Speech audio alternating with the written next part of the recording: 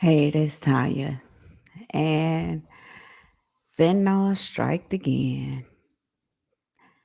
The report came out today that Coolio, whose real name is Artist Leon Ivy Jr., who died in September at the age of 59 in Los Angeles, died of fentanyl. I always knew he had a drug problem. Like, he was on this show with, I guess, his girlfriend at the time. And they were like trying to get counseling or something. And he admitted that he had a drug problem and that he had got help for it. So, a lot of the artists back in the 80s and the 90s were you know, scared of drugs. The most they did was weed, because that's when crack was real heavy. And people didn't like to see their community suffer like that. So a lot of people stared away from that. You didn't hear it a lot in Hollywood, except the Whitney Houston now. Whitney Houston and Bobby Brown. I don't know what drug they was on, but yeah, they was on a drug too. I don't know what it was, but it was evident. Uh, but Coolio, I want to say this. This is more on the lines of the drug fentanyl. Fentanyl was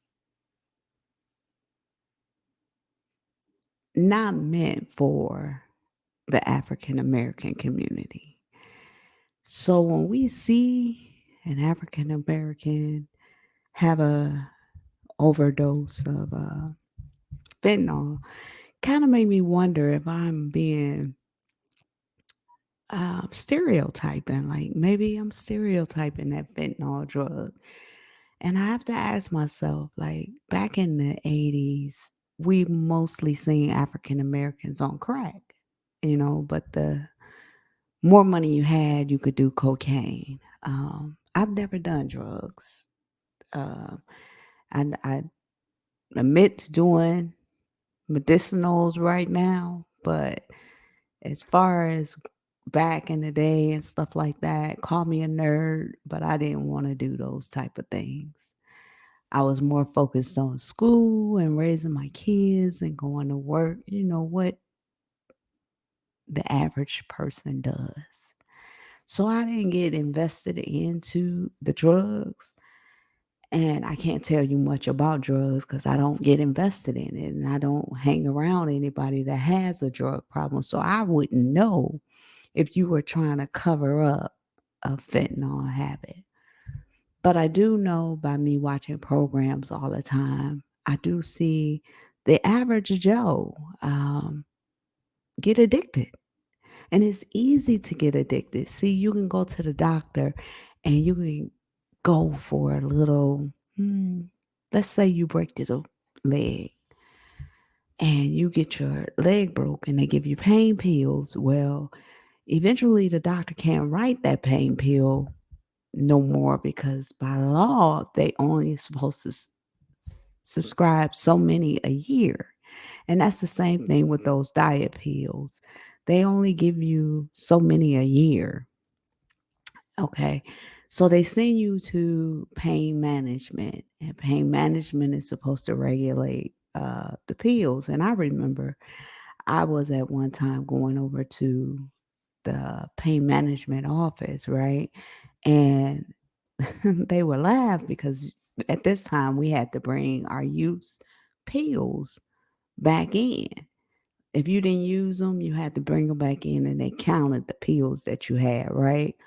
But see, for me, it wasn't that I needed pain pills. I just wanted to figure out what was wrong with me, right? So I never was a pill taker. I didn't even like taking Tylenol. So I didn't take them.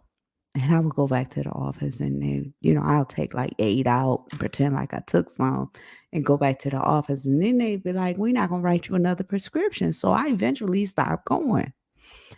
And I could see how easy it is to get addicted to painkillers.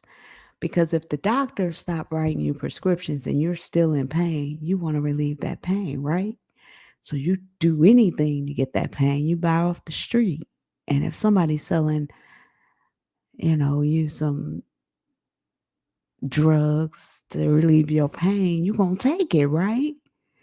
Just to get that pain relief. I would thank God for my kids because the journey I'm on right now, I could be on drugs. I could be on heroin. I could have been a fentanyl case because I was going to pain management. But when I kept turning in my pills, it said you don't need them. You ain't taking them. But I would take 8 out thinking I was slick. Like they'll think I just took a little bit. But I didn't want pain pills. I didn't want that. I wanted, why am I in pain? Don't just give me a pill and shut me up. Tell me why I'm in pain. And I pressured the doctor so much at the pain management clinic. They called me on a Saturday morning and told me what was wrong with me. And from there, I never been back to the pain management clinic. So I escaped that. And I'm not sure how people can escape it other than to tell yourself, no, I'm not going to take pills. Just because you give it to me don't mean I'm going to take it. Now, some people need pain pills. They can't survive without pain pills. And it's a shame that those people who really, really need it can't get it because there's people out here who messed it up. They took too much, or now they're turning into an addicted narcotic person. So I listen sometimes because my job allows me to listen sometimes to people, and when they express their pain, I feel for them because I know doctors are not going to give you what you need because they are governed by law how to handle you. And instead of going by case situation, if I look at you and I see, yeah, you might be faking it a little bit, I'm not going to give you no pills. And how you react tells me one way or another whether or not you need the pills or you don't need the pills. Meaning, if you come to me and you say, "Hey, look, I need some type of relief. Tell me what I could do to get some type of relief without getting hostile." Then yeah, you're looking for relief. But if you getting hostile and you getting all going crazy on the doctor, you got a little addiction going on. So I don't know if this is the new way of saying crack for this generation, but it's a dangerous game because, see, with fentanyl, you could touch it and be overdosed. See, that stuff is powerful. I mean, it is powerful. And we never know when we see a white powder whether or not it's fentanyl or liquid, whether or not it's fentanyl. I don't even know how they take this stuff, whether it's shot in your arm, whether it's swallowed by a pill. I don't know. I'm not that invested into that because I would never take it. Even if somebody come up to me right now, even if it's a doctor, and they say, "Here, I'm gonna write you this prescription," I need to know what this prescription is for. Then I need to do my research before I get this prescription filled. We have to take our own health in our own hands. And sometimes you can cure a lot of these ailments that you have by eating better, working out, drinking more water. It's okay. Somebody got to start somewhere. But, to have a drug problem and not seek help for that drug problem, you're hurting a lot of your family. You probably hurting your children, your spouse, hiding this. Get help. Don't let your significant other read a report 2, 3 months down the road and find out you died because you had fentanyl in your system. You died because you had an overdose. You know, it's weird to me that they're now offering what is that Narcan in the in the pharmacy now. You can get you some Narcan. Why they ain't had that in the 80s? Why they ain't had that in the 80s? Oh, it wasn't affecting them. See, this is affecting lawyers and judges and doctors. Their kids.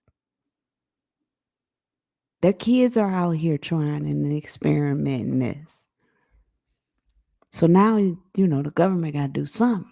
So they just cut it off for everybody. Well, which is not a good thing because then you got the elderly who is confused. You go to the dispensary and the prices for that stuff is high, and the elderly are already on a budget. So it's a catch 22. We are all governed by the government, but you can figure out just how to live a healthy life. I don't think the people who died with fentanyl overdose meant to die. I really don't. However, sometimes we are our own demise. We create it. And, I hope his kids, his wife, his family receive the closure they need for his death. But if you got a drug habit, whether it be small, little, or large, get help. And it's easy to get help. Very easy to get help. Everybody can Google how to get help. Don't try to do it alone. Find somebody and do it with them. Pull somebody with you, but be strong enough to handle it if you got to go alone. But no, there's a brighter side to things when you're thinking with a clear head. I couldn't be a zombie all day. I like getting out the house, going for a drive, getting some ice cream. McDonald's coming out with the strawberry shortcake McFlurry on April 12th, and I'm going to be right there in line. I don't even eat McDonald's, but I want to taste that. So get help. Get help because there's life. There's beautiful life on the opposite side of an addiction. But you got to trust and believe that this walk that you're going to walk, you can walk it safely knowing that your brain is clear.